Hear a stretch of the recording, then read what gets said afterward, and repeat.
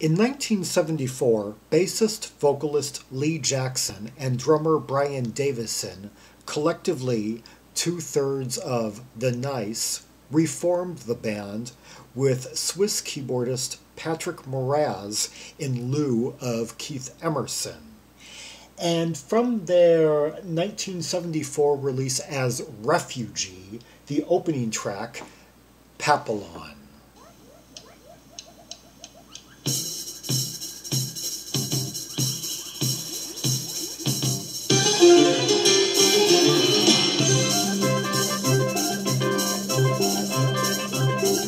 Okay, already we've got that real fanfare quality. Not something that Moraz would do much as a solo artist or subsequent to this album.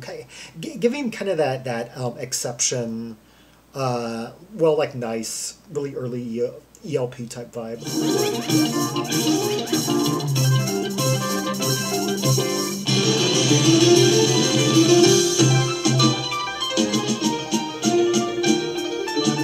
Oh, hear those glissanos, hear that ivory just dazzling.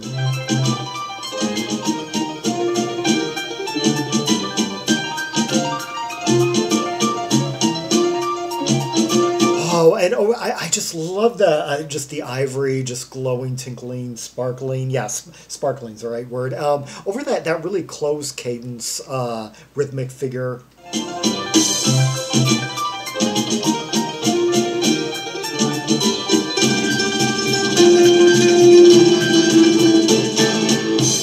Like the underlying structure is fairly simple, like chord based, but it's Moraz that's really kind of stealing the show here.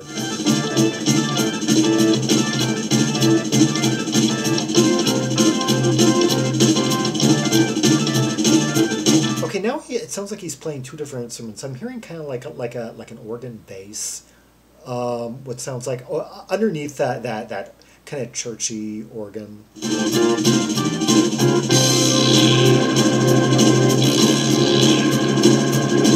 And maybe it is a real bass. It has that dum dum.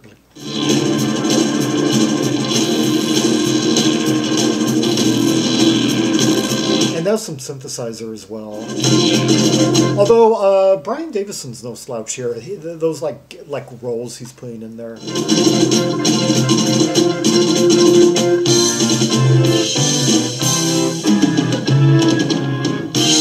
Okay, now Lee Jackson was giving us some good kind of like double ups, like 4 notes per bar for like in kind of like Squire-esque kind of a bit.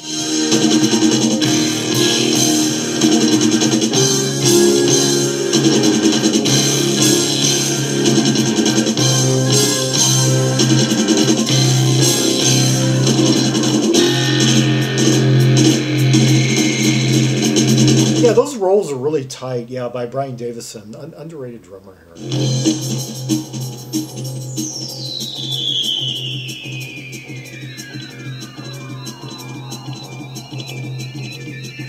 At times so far, it kind of seems like the rhythm section, that the nice guys are kind of like a collective unit, and Moraz is just kind of like playing against them and playing around them and over them and everything.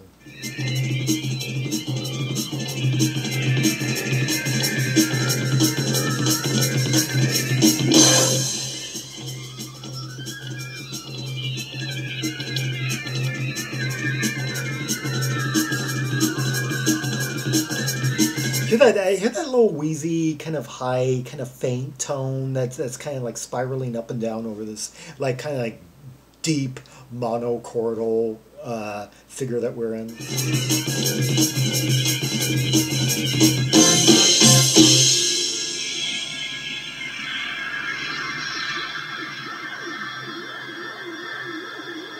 I like those psychedelic organ sustains, kind of organ feedback sound, kind of more like 1970 than 1974. I'm thinking like a dropout passage on like one of Van der Graaf Generator's early albums or something.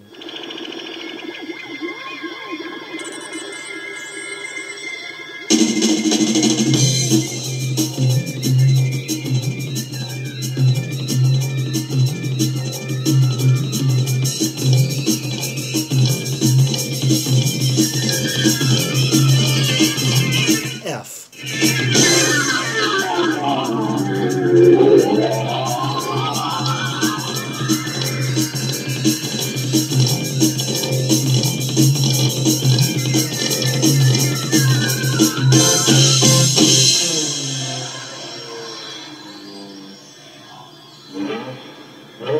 More strange sounds. I guess this, I would imagine that this is supposed to evoke passages of the namesake movie. And I haven't seen the movie in like 32 years. I can barely remember the sequence of events. But yeah, I'm wondering what passage in the film this might like embody.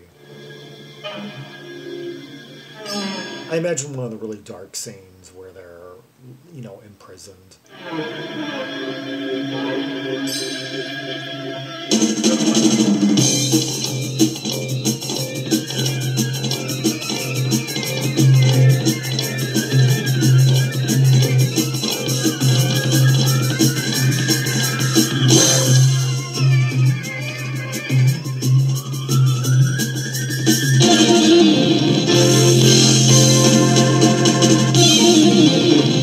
Really been quite a showcase for the rhythm section here in terms of their virtuosity, particularly like Lee Jackson rising to the occasion of this kind of fast playing, which like having not played this album in quite a while, hadn't really associated him with all that much. Because you tend to think of him first as a vocalist, and like the time in that he was in Jackson Heights, where the focus was more like on piano laden music hall type numbers. Yeah.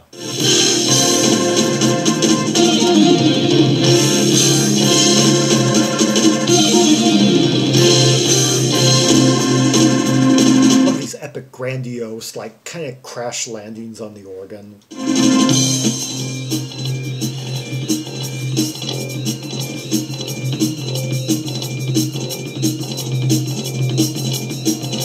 The kind of galloping like rhythm section would indicate that there's a chase scene going on, that sound that kind of gives it like a hurried, frantic sort of feel.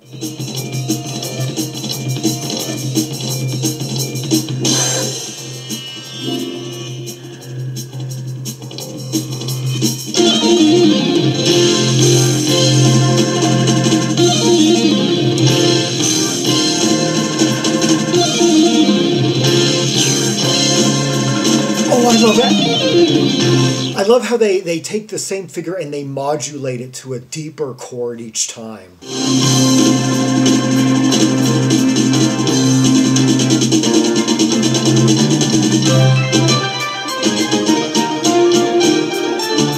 As if you had almost forgotten how the beginning went.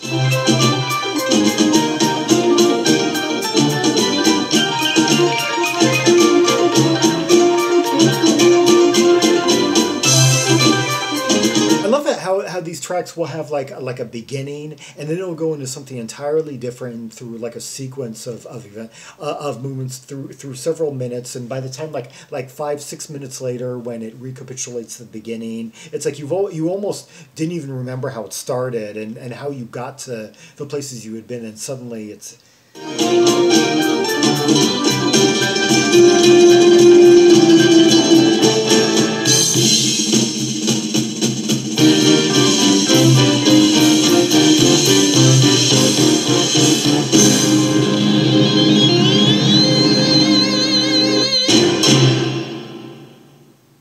Just grand finale, just over and done with that kind of rising synth sound right toward the end, that kind of sound that we hadn't really heard yet, almost kind of like the ending of the Endless Enigma. You know, has that synth sound just rise up at the end there. Yeah, that was a Refugee with Papillon from their 1974 self-titled Charisma release. Yeah, the rhythm section of The Nice, with Swiss keyboardist Patrick Moraz, previously heard on the 1971 Main Horse album, and soon to depart this for one album with Yes. Well, for Yes's Relayer, and continued with the band through like their 1976 tour, and I guess was going to be with he was actually with the band 3 years, but they recorded one album with him in the lineup and then took like a 2-year sabbatical, and then when they finally reconvened, they decided the two parties kind of just had kind of a artistic differences, you know that. Yeah, and Rick Wakeman like was brought back into the fold again. Yeah. Anyway, let's hear another few minutes from this album. Part 4 and 5 of the Grand Canyon Suite. Yeah. Part 4, The Rapids.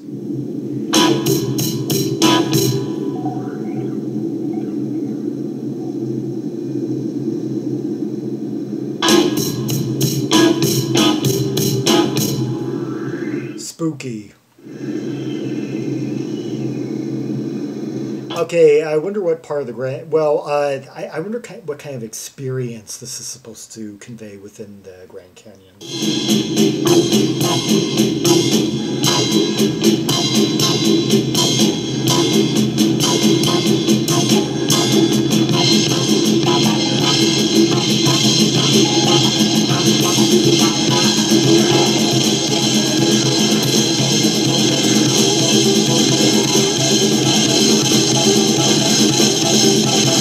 F.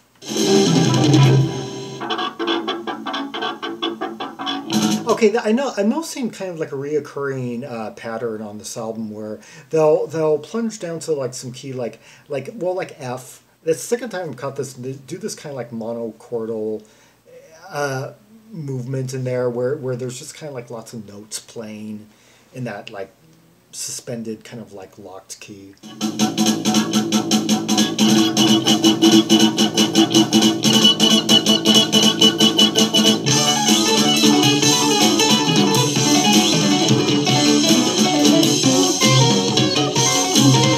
Okay, now I'm hearing a combination of sounds that seem to presage The Story of I somewhat, Moraz's first solo album. Yeah, that.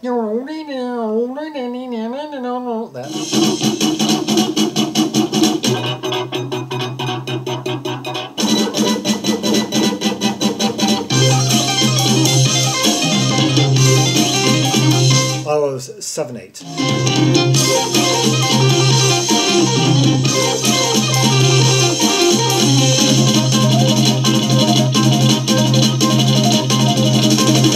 Yeah, I love that. See, yeah, this band kind of is developing sort of their own style on this one album. Like lots of like double ups, like on the drum, on these single chord like note. Just the this like note assault in a single key.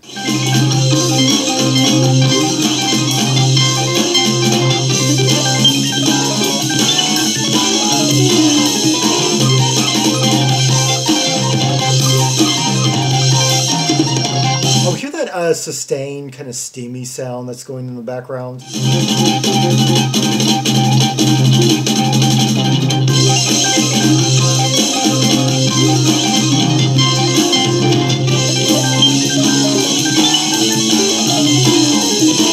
It sounds like he's playing kind of like a synthesized piano, or sort of like a piano. It sounds like a mixture of like synthesizer, of like moog and piano. Like doubling up, like he's playing the same exact sequence of notes on both simultaneously.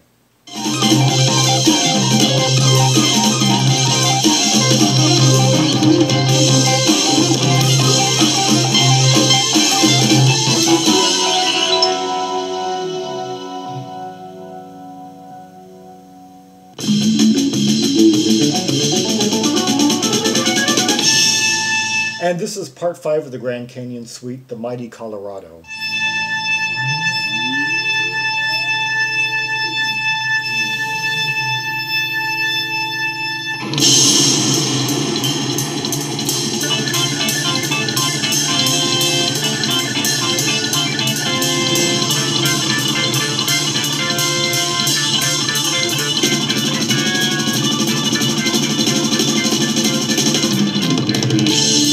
That's the most breathtaking drum roll I've heard thus far in any of this.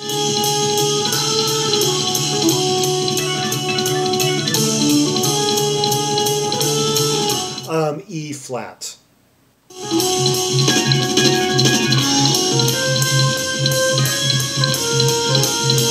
G.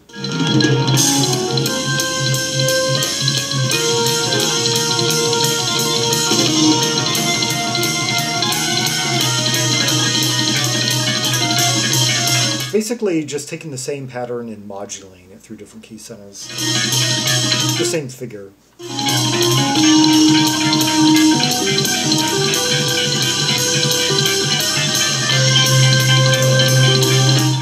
Da, na, na, yeah, C.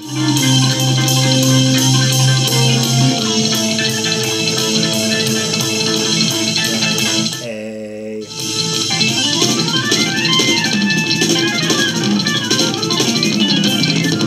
Kind of an Emerson-like sound right there, the organ.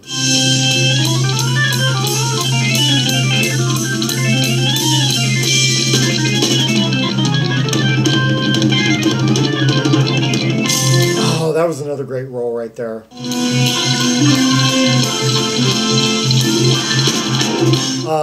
F sharp.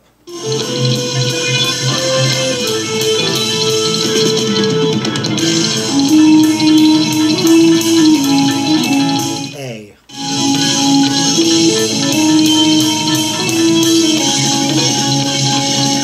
That kind of organ underneath it all too. There's the main melody, and then the right underneath it. Like.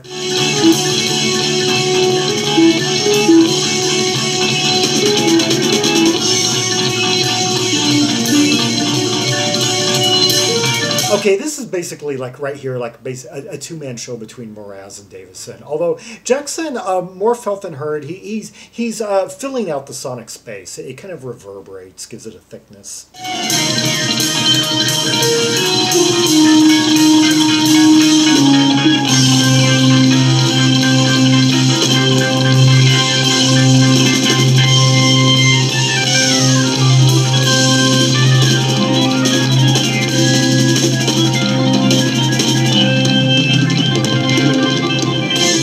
Panoramic drum sound, like it feels as though he's just like full, like surrounded, just like going like spinning in his seat, like.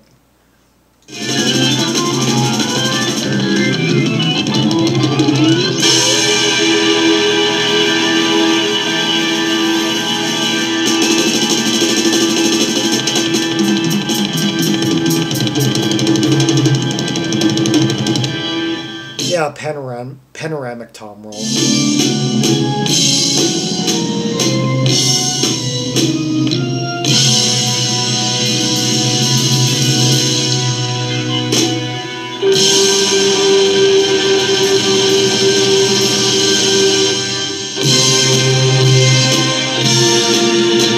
Open cadence, epic chords.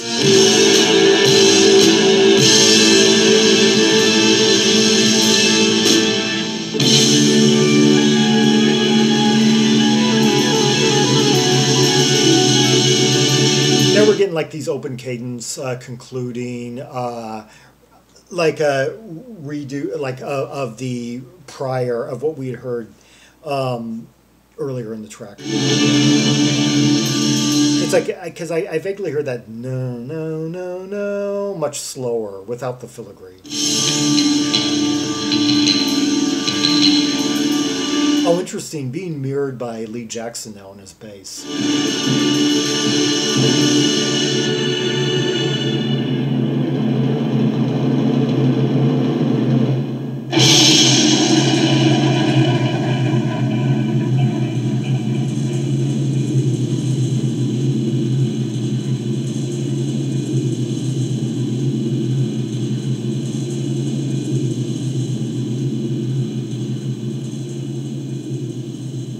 What sounds like an imported sound recorded somewhere.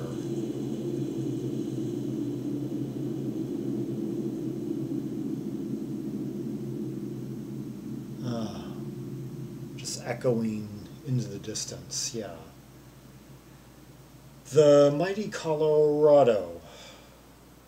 the fifth movement of the Grand Canyon Suite by Refugee, and before that, Papillon from the 1974 release Refugee by the trio of Swiss keyboardist Patrick Moraz and English rhythm section players Lee Jackson bass and Brian Davison drums, both formerly of the nice late 60s organ psych band with Keith Emerson, and reforming that band basically for this 1974 album with Patrick Moraz filling in Emerson's slot.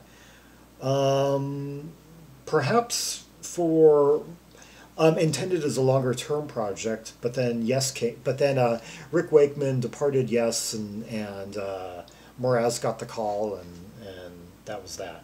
Yeah, I'm wondering, what did Brian Davison do after this? He was way too good to be. Between Yes and this, he formed a band called Every Which Way with ex Skip Bifferty vocalist Graham Bell, and let's see, played in Gong for a time, and I guess didn't do much more. Didn't really have any significant recordings or anything, or projects really after this, other than just kind of the occasional side notes. So that's too bad. Really performed well on this. Lee Jackson recorded 4 albums between 1970 and 1973 with Jackson Heights, pursuing more the music hall kind of barroom piano type vein. And Moraz, of course, had been in Main Horse, which also put out one album a few years earlier, and after recording one album with Yes, would launch a very prolific solo career, and later joined the Moody Blues in 1981, starting on their 1981 release Long Distance Voyager, and playing with the band until up through like the early 90s.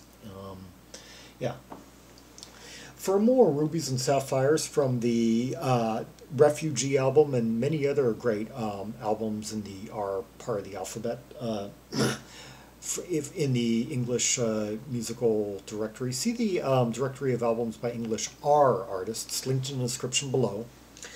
Like and subscribe, follow me on social media, share the video, and leave a comment if there are any observations you have about the